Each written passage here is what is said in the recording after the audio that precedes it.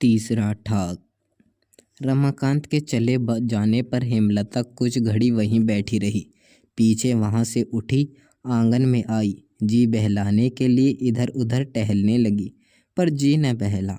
आंखों में आंसू आते, धीरे धीरे उनको वह पोंछ देती। रह रहकर जी में घबराहट होती। उसको भी वह दबाना चाहती, पर न आँख के आंसू ने न माना और न जी की घबराहट ही ने पीछा छोड़ा। वह सोचती, हाय, क्या से क्या हुआ जाता है। मेरी बहुत दिनों की आस, मेरा बहुत दिनों का भरोसा सब धूल में मिल जाता है। मनाने से वे मानते नहीं। वह हटी हैं, मैं जानती हूँ। जितना मैं उनको समझाऊंगी, उड़द के आटे की भांति वे ऐंठते जावेंगे। फिर क्या करूँ, कैसे बात बने। यही सोचते सोचते उसका जी बहुत घबराया। आँख के आंसू ने भी झड़ बांधा। इसलिए वह आंगन से निकलकर घर की फुलवारी में आई। कभी बेले, कभी चमेली, कभी दूसरे फूलों के पौधों के पास घूमने लगी। जी कुछ ही बहला था, अचानक एक गीत ने उसकी पीर को और बढ़ा दिया। गीत यह था, गीत। मान जा भंवर कहीं तू मेरी, भूल न रस ले इन फूलन को, पैया लागत तेरी। तोरी तोरी इन्हीं को गर्जा, अपने हाथ बेनाहो। अपना वन को पीनी गेरे, मन मावरे को ध्याहो। कितने फूलन बारे यामे, नहीं तेरे बिगारे हैं। पैमाने इतनी ही बथिया, छतिया मोर सिराहे है। कुछ ही देर में उसे यह दूसरा गीत भी कलेजे पड़ते हुए सुना। गीत। भोरे तू कहीं ना मानी बात, बेर बेर इन फूलन पे आई आई मंडरात। भोरी कहीं मानती मेरी, तू तो मैं मतवारो। कानन पीरी न सुनत, यहीं तेने को बेन हमारो। अरे ढील कर मतवारे, कहियो न पावे पावो। आई आई मेरे फूलन को, जो बिगिरी तुझाहे है। अब की बार वह न रह सकी। भीतर से खुद और पछतावे से बावली सी बन गई। पर इसी बीच यह तीसरा गीत फिर सुना, जिससे उसके मन एक दूसरी ओर गया। गीत। भंवर अब खिंचवत मोही, धोरत फिरत स्योमो पहुँचे, कहा धायत तोरी। जानी गई मैं रूसी गयो, तू सुन के बतिया मेरी। साची है कुछ सुनन गुनन की, आह बानी तेरी।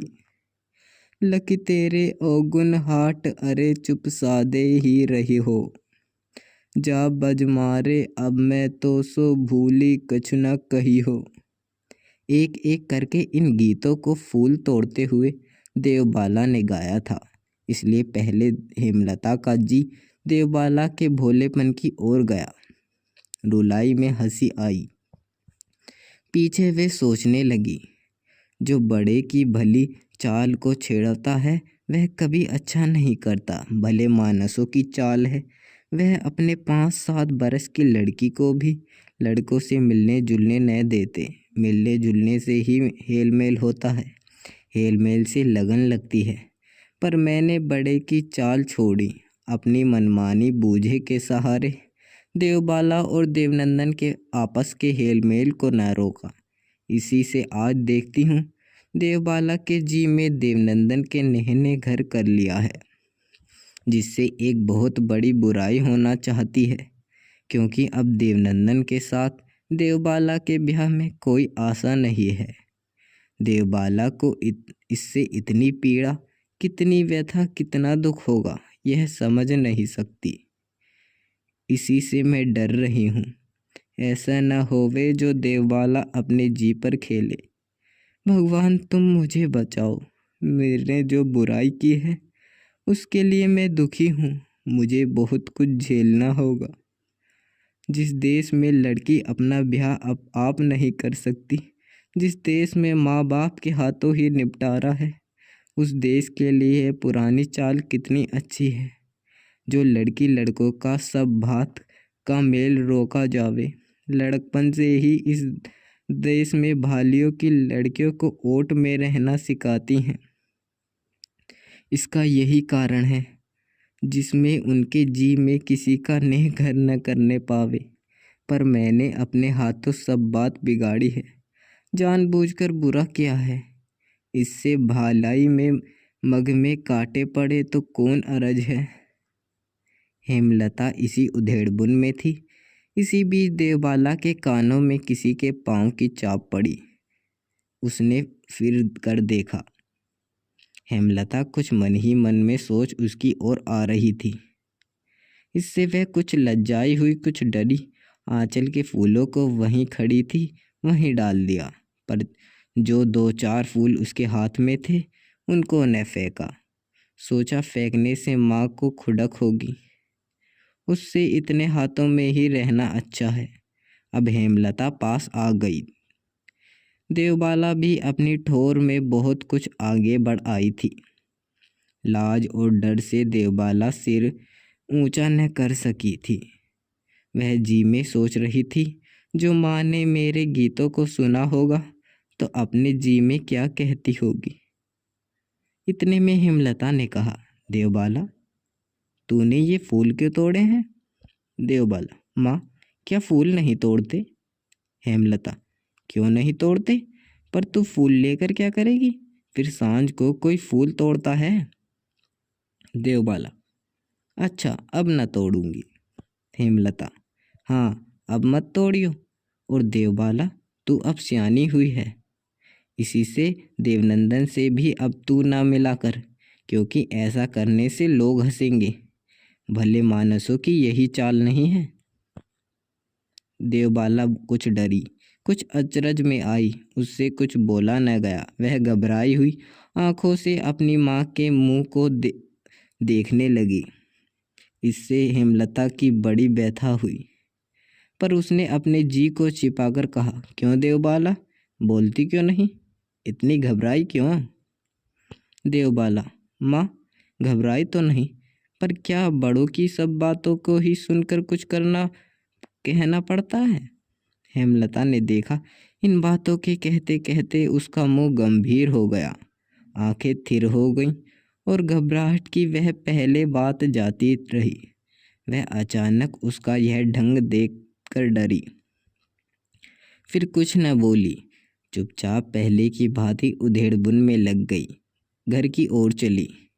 देवबाला भी उसके पीछे पीछे घर आई। आज वह देवनंदन से न मिल सकी। इसके कुछ दिनों पीछे रमाकांत के साथ देवबाला का ब्याह ठीक हो गया। चढ़ावा भी चढ़ गया। धीरे धीरे गांव के सब लोगों के साथ इस बात को देवबाला और देवनंदन ने भी जाना। चौथा ठाक। आज देवबाला छिपकर फुलवारी में आई है। डबडबाई आंखें घबराई हुई इस पेड़ तले उस पेड़ तले घूम रही हैं। कभी रोती है, कभी आंचल से आंसुओं को पोंछ डालती है। न जाने मन ही मन क्या सोचती है। कैसी कैसी बातें उसके जी में समा रही हैं, जिससे उसका मन स्थिर नहीं होता है। इतने में उसकी आंखें फूल की उन पंखड़ियों की ओर गईं जो अपने पौधों के पास कुमलाई हुई धरती पर पड़ी थीं। उनको देखकर उसके जी में बहुत सी बातें समाई। उसने सोचा, इस धरती पर सुख ही नहीं दुख भी है। अभी 2 दिन की तो बात है, यह पंखड़ियाँ कैसी हंस रही थी। इनमें कैसी सुरगाई थी, कैसा अनोखापन था, कैसी जी लुभाने वाली छटा थी। पर आज न वह हंसी है, न सुरगाई है, न वह अनोखापन है, न वह छटा।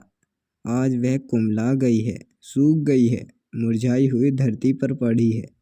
जग का यही ढंग है, सब दिन एक सा नहीं बीतता। फिर जिस पर जो पड़ता है उसको वह भुगतना होता है। होनहार अपने हाथों नहीं, मानुख सोचता और होता और है। घबराने से क्या होता है, जो भाग्य में लिखा है मिटने का नहीं। फिर धीरज क्यों न धरे, बावली होकर कहाँ तक मरे। इसी बाती उसने और बहुत सी बातें सोची, पर उसके मन को ढाढ़स न होता था। कुछ देर तक धीरज करके वह स्थिर बिना घबराहट और बावली हुई जान पड़ती, पर कुछ ही देर में वह फिर घबराई, उदास और बावली बन जाती। जिस घड़ी उसका मन इस बार डावाडोल था, उसके फुलवारी की ओर से देवनंदन को अपनी ओर आते देखा। देवनंदन धीरे धीरे उसके पास आया, धीरे धीरे अपनी आंखें उठाकर उसकी ओर देखा। पीछे दोनों एक पेड़ के नीचे बैठ गए। कुछ घड़ी दोनों चुप रहे, मन ही मन न जाने क्या क्या सोचते रहे। फुलवारी में सब और सन्नाटा था। बयार ही धीरे धीरे पत्तों को खड़खड़ाती थी।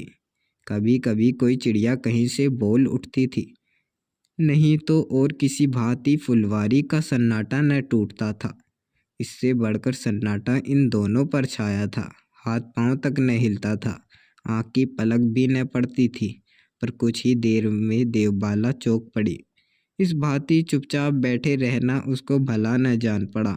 अब झुटपुटा भी होने लगा था, इसलिए उसने जी को कड़ा करके, देवनंदन, तुम जानते हो तुमको आज हमने यहाँ क्यों बुलाया है? यह कहा। देवनंदन, क्यों बुलाया है देवबाला? देवबाला, यह कहने को तुम हमको भूल जाओ। देवनंदन, क्यों? देवबाला, क्या यह भी कहना होगा? क्या सब बातें तुमने नहीं सुनी हैं? देवनंदन, हाँ, हमने सभी बातें सुनी हैं, पर क्या इसलिए तुमको भूलना होगा? चाह के भी तो और कितने ढंग हैं। माँ बाप की चाह क्या बेटे के साथ निराली नहीं होती? भाई बहन का आपस का नेह क्या नेह में नहीं गिना जाता? तुम मुझसे छोटी हो, क्या मैं बहन की भांति तुमसे प्यार नहीं कर सकता? क्या धरती में यह नाता भी अनोखा नहीं है? क्या मानुष के लिए निराश हो जाने से किसी आशा का होना अच्छा नहीं है? देवबाला ने देखा। यह कहते कहते देवनंदन की आंखें स्थिर हो गई, मुंह पर धीरज दिखलाई देने लगा और घबराहट का नाम तक उसमें न था। देवबाला ने एक ठंडी सांस भरी, कहा, देवनंदन, तुमको बातों को सुनकर मुझे बहुत ढांढस हुआ। मेरे कलेजे का बोझ बहुत हल्का हो गया। आपका धीरज, आपकी भलमनसाहत सराहने जोग है। मुझको तुमसे इन बातों की सुनने की आस न थी। मैं तुमको समझाना चाहती थी, पर तुम्हारी बातों ने मुझको आप ही समझा दिया। देवनंदन, क्यों देवबाला, क्यों तुम्हें मुझसे इन बातों को सुनने की आस न थी? क्या मैं ब्राह्मण का बेटा नहीं हूँ? क्या मैं हिंदू के घर में नहीं जन्मा हूँ? क्या मैं धर्म की मर्यादा नहीं जानता? क्या धर्म मुझको प्यारा नहीं है? क्या हिंदू की बेटी माँ बाप जो कहें वह न करके दूसरा कर सकती है? क्या हम लोग बड़ों की चाल छोड़ सकते हैं? क्या माँ बाप जो कहें उसको सिर झुकाकर मान लेना ही हम लोगों का धर्म नहीं है? क्या अपने बड़ों की मर्यादा हम लोग बिगाड़ सकते हैं? कभी नहीं। फिर क्यों ऐसी बात हम कहें? देवबाला, जिस दिन मैंने सुना तुम्हारा ब्याह रमाकांत के साथ ठीक हुआ है, उसी दिन मैंने ये सब सोच लिया था। खटका यह था, कहीं तुम्हारे जी को ऐसा होने से कड़ी चोट न पहुँचे। पर भगवान की दया से मेरी ये कुटक जाती रही। आज अपना दिन मैं बहुत सुखी से बिताऊंगा। देवबाला ने कहा। देवनंदन, जाओ, भगवान तुम्हारा भला करे। जो तुमने मुझको समझा है वही समझकर मुझको भूलना ना। अब मैं यह नहीं कहूँगी कि तुम मुझको भूल जाओ, मैं भी तुमको अपना भाई समझती रहूँगी। देवनंदन उठकर खड़ा हुआ, जाना चाहता था। इतने में देवबाला ने फिर कहा, तनिक ठहरो, कुछ और कहना हो। देवनंदन, क्या कहोगी? देवबाला, कहो। देवबाला, यही कहती हूँ, अपना ब्याह करना। देवनंदन, यह तुमने क्यों कहा देवबाला? देवबाला, न जाने क्यों मेरे मन में अचानक ये बात आई, इसलिए तुमको यह बात भी कहनी पड़ी। मुझको पूरा भरोसा है मेरी बात मानोगे। देवनंदन कुछ देर चुप रहा, फिर कहने लगा, देवबाला, इस बीच तुम कुछ न बोलो। मैं क्या करूँगा ठीक नहीं कह सकता। मानुष के बस में कुछ नहीं होता। वह खिलाड़ी जो नचाता है नाचता है। हमने सोचा कुछ और, हुआ कुछ और। अब फिर सोचे कुछ और हो कुछ और। इससे न सोचना ही अच्छा है। ऐसी बातें तुम न छेड़ो, इससे मेरा जी बहुत दुखता है। भगवान के लिए ऐसी बातें कहने के लिए तुम अपना मुंह फिर से न खोलना। देवबाला, मैं आपका जी दुखाना नहीं चाहती। जिस बात को सुनने से आपको दुख होगा वह मैं कभी ना कहूँगी, पर अचानक ऐसे क्यों कह पड़ी, मैं आप ही यह नहीं समझती हूँ। भगवान के हाथ ही सब कुछ है, यह सब आप ठीक कहते हैं। इतना कहते कहते देवबाला की आंखों में आंसू भर आए।